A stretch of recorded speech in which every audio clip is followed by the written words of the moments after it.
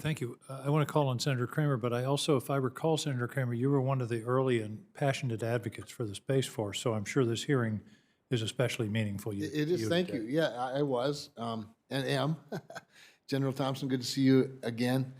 One of the things I'd like to just testify to myself a little bit when you talk about recruitment, what I've noticed since in my trips to Grand Forks, for example, to the university or to the base, but especially to the university where both General Raymond and General Dickinson have spoken to the ROTC cadets, they're quite enthusiastic about Space Force, not just because it's sort of the cool thing, which is, I think, part of it, but also because of the upward mobility that they see, the opportunities that they see in Space Force that open up opportunity that they don't see probably in the Air Force, or at least they don't perceive that they see. And I think they're right. But I've also learned the same thing. I've seen the same thing from Guardians when I go up to Cavalier.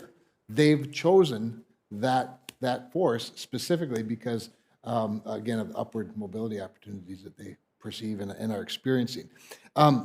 I wanted, one of the issues, General Thompson, as you know, that I visit a lot with General Raymond about is the flatness of the organization. I mean, when we went through this process and to stand up a force, one of the things that, we had to say over and over and over again to ourselves and to be convinced that we weren't going to create a quagmire, a big bureaucratic quagmire that the other services have created for themselves over the course of decades or centuries in some cases. And so far, I've been pretty impressed. And I know just as recently as last week, General Raymond mentioned that you're able to avoid at least 2 layers of middle management, right? Could you maybe just elaborate a little bit on that and how you think it's going? And I think this is an issue that I'll probably press for as long as I have anything to do with it, just to keep us all on track. Senators, absolutely. We absolutely designed the organization with that in mind, as you stated. Compared to the organization that we inherited from the Air Force, which was very well designed for the operational needs of the Air Force, we redesigned it for the needs of the Space Force and removed, in this case, 2 echelons of command.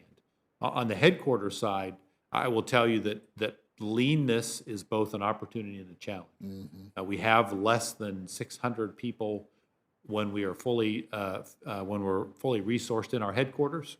And I'll give you an example of what that looks like.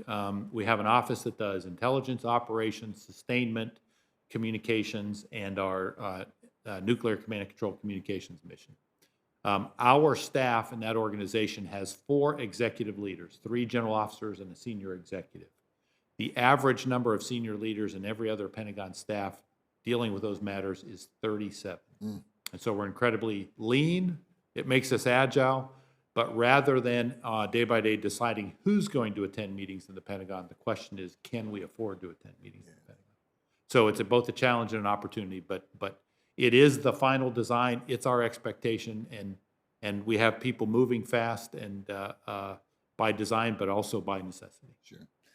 Well, Senator Rounds and I have similar flat organizations. We each represent about 800,000 people, and they all have our cell number. And it's really very efficient, but it can be a burden.